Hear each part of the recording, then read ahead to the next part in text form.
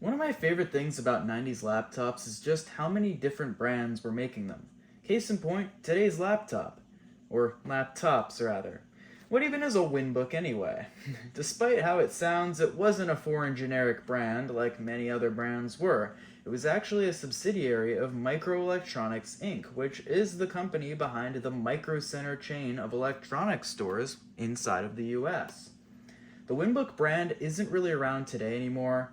It sort of is, or at least they put the name on a couple of laptops a few years ago, but it definitely isn't to the degree it was back in the day. And it was reasonably popular during the 1990s and through to the 2000s. Today, we'll be looking at their first series of laptops, which date back to 1993. And yes, today we'll be looking at two different laptops. Specifically, on the left, we have a WinBook 46 SLC-25, and on the right, we have a slightly later WinBook 46 C2SX-25C.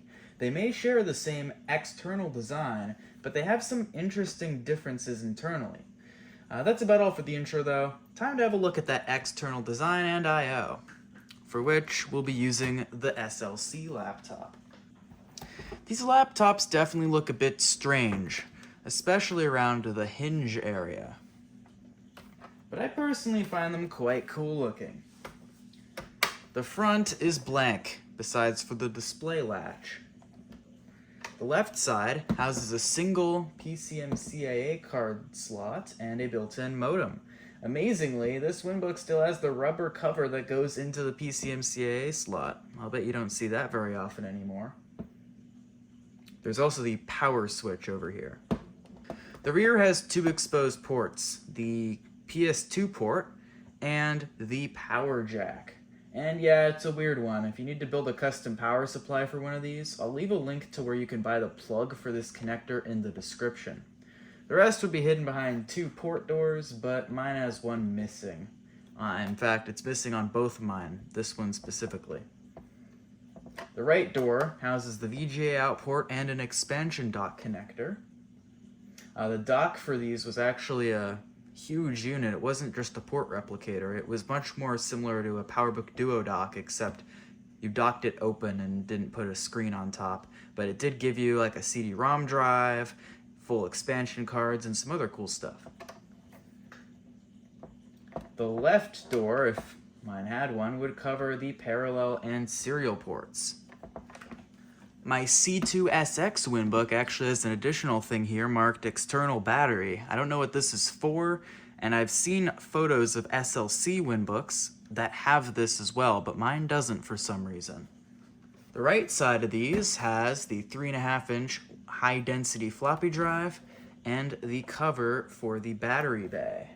My battery is missing though, on both units. The WinBook, at least this original one, was pitched as a laptop made for Windows 3.1, unlike other DOS-focused laptops. This can clearly be seen in the choice of input devices. The keyboard is pushed to the back of this area, so you actually have a palm rest for comfortable typing. Unlike most PC laptops of the day, which were still putting it right up to the edge. It's also got a built-in trackball at the center of the palm rest, another feature that most other laptops of the day lacked. Other models would either neglect one entirely or have one jutting off to the side or something weird like that you'd have to attach. I wonder, does this input arrangement look familiar to anyone? Yeah, they were pretty much just copying Apple's PowerBooks, but hey, the PCs needed a GUI focused laptop too. The bottom of the laptop is pretty plain, but I'd like to point out this label. It points out the model number as Jetta Computers Co. Limited, Model 46 SLC-25. Notably, it doesn't mention WinBook anywhere here. Now, the reason for that is because WinBook didn't make these. Jetta did, and WinBook contracted out their design, maybe made a couple changes, and branded it as a WinBook and sold them. This arrangement is known as going through an ODM, or original design manufacturer, and most laptops of the 1990s and through to today even use an ODM to some degree, whether it's like Foxconn just for manufacturing, or if it's someone like Clevo who creates laptop designs that other people can go and brand as their own and sell. WinBook did this, and I've actually seen one of these computers on eBay before branded as an eagle. So it's clear that WinBook wasn't the only one putting their name on this design. And that's about all I have to say about the design, for now at least. It's up to you, of course, whether you like it or not, but I personally think it's quite unique, and I do like it. Looks cool. And now for some specs. As the name implies, the 46 SLC-25 WinBook contains a Cyrex 46 SLC processor clocked at 25 MHz. Mine has 8 MB of RAM internally, which is apparently the most these SLC WinBooks can take. It's got a basic VGA graphics controller made by Cirrus Logic with half a megabyte of VRAM and a something capacity hard drive. I'm actually not sure. We can check. I'll put that up on screen. The drive is made by Seagate though, but other vendors apparently ship the drives in these too. Mine does have a math coprocessor installed, which was apparently an optional extra according to information I've been able to find. The display on these is a passive matrix grayscale panel manufactured by Hitachi. The 46C2SX-25C WinBook is a slightly later model as far as I can tell, although it is difficult to tell if they were released at the same time or not. Either way, it is faster and better in just about every way. It's got a full Intel 46SX processor, which is also clocked at 25 MHz. Mine only has the base 4 megs of RAM, unfortunately, but according to WinBook's spec sheet, they could take up to 32 megabytes, which is a lot for 1993 in a laptop. And unfortunately, upgrade boards for these are proprietary, so good luck finding one today, separate from a unit you find complete. I'm also not sure of the hard drive capacity on this one. I think it's around 100 megabytes. I'll put that on screen though. The C at the end of the model number is pretty important. It designates that this is a color model. The color screen on these is still passive matrix, so but it's color. And also the SLC models also did have a color option, so that wasn't a feature exclusive to the SX models. The color models also have a different graphics controller, one made by Western Digital, same amount of VRAM though. Another notable difference between the SLC WinBook and the later ones is that the later models supported 16-bit PCMCIA cards, whereas the SLC models only did 8-bit cards, which greatly limits what cards do work on the SLC models. Despite this, my SX WinBook completely falls to bits whenever I try and plug a PC card in. This is not a card bus card, just standard PCMCIA. Should be fine, right? Well, observe, the system just booted. Plug it in. Complete lockup, not responding to key presses. Let's try Alt F4 Enter. Is it still working behind the scenes? Oh no. Oh no. Let's unplug the card.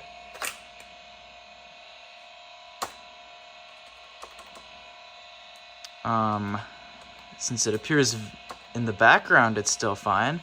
Yeah, there we go. Video just loses its crap when I plug a card in. Don't ask me why. And now for usability. I'm going to be mostly focusing on my C2SX WinBook here, as they're about the same and my SLC unit actually has a defective keyboard. And with that, we should give this guy some power.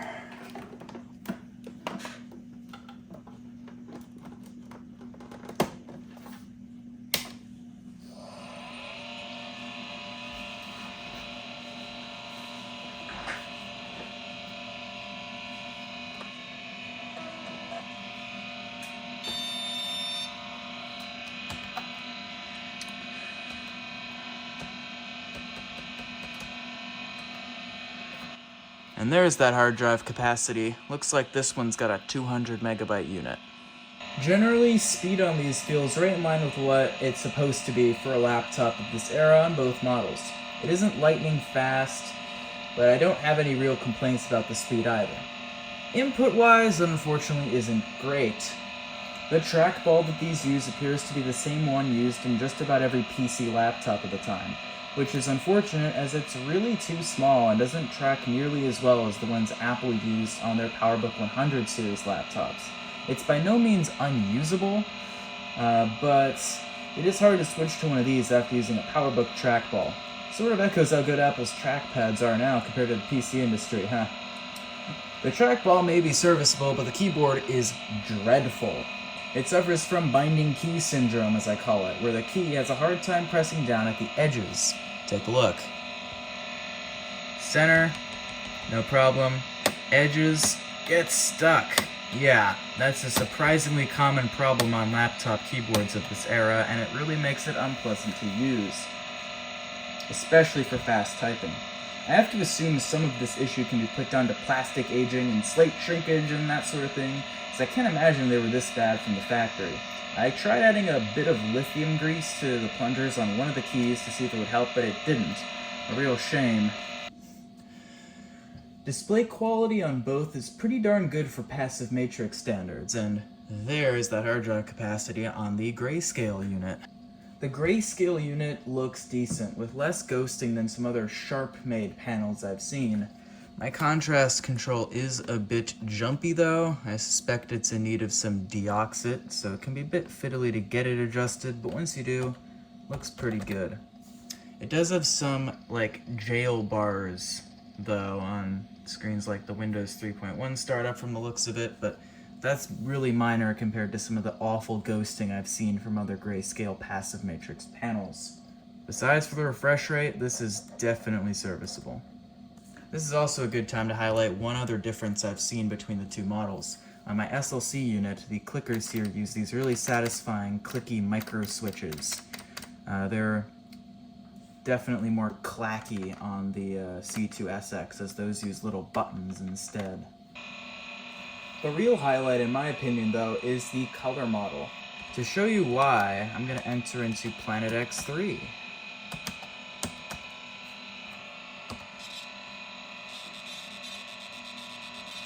It doesn't pick up super well on camera, but the actual quality of the colors looks shockingly good for a passive matrix panel. But the refresh rate is excellent for one.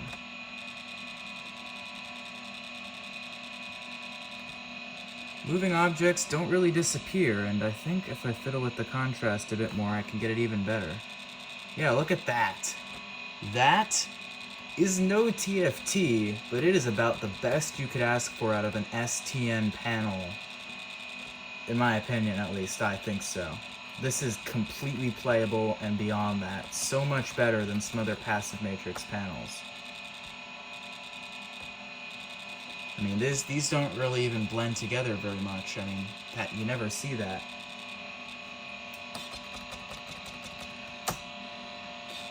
Mine does suffer from uneven polarizer film, though. It's not super visible on camera, but the screen looks a lot whiter and less blue around the edges than it does, because, you know, if you've seen a passive matrix screen, you know they look sort of blue on dark objects, but it's definitely uneven, so the polarizer film is clearly degraded over time, but it isn't into vinegar syndrome yet, which is good. So, to summarize, the screens are decent relative to other passive matrix panels, but the input devices do kind of leave something to be desired. Not the best, but could be worse. Let's see if these WinBooks can redeem a few points in the reliability section. So, the main things that go wrong in old laptops: screen hinge issues, bad capacitors, battery leaks, and then other general issues. How do these WinBooks stack up? Starting with hinge issues, and they're there. You've probably noticed them throughout this video, and have been wondering when I was going to point out the fact that there is very bad ugliness going around here, and that is because of the classic stress cracking issue. They blundered the hinge mounts just like so many other manufacturers did. They put them way low down, so when you're closing the screen, like here, you're putting a lot of stress on this area, and as the plastics have grown very brittle over the years, these areas will form stress cracks. This will eventually crack all the way through and the display assembly, besides for the ribbon cables, will come fully free from the base, and you definitely don't want that because the hinge won't be able to hold its own weight. And luckily, this issue, as you might have been able to tell from the fact that the hinges are working and all this ugliness, is that there is a fix. Just good old JB Weld and lots of it. You can see I actually have a chunk missing here. That was like that when I got it. The trick is to add a lot of it on there and give it 2 full days to cure, work like a charm. This fix will cause 3 problems though. It's super ugly, but you really have no other option. And the second is that the hinge will no longer open a full 180 degrees like it's supposed to. It'll get stuck around here because of the extra material added on. And the third issue that you may be able to see is that the hinge covers no longer click in properly due to, I'm assuming, some bits of JB Weld blocking off where they're supposed to click in, but they will thankfully be held in place.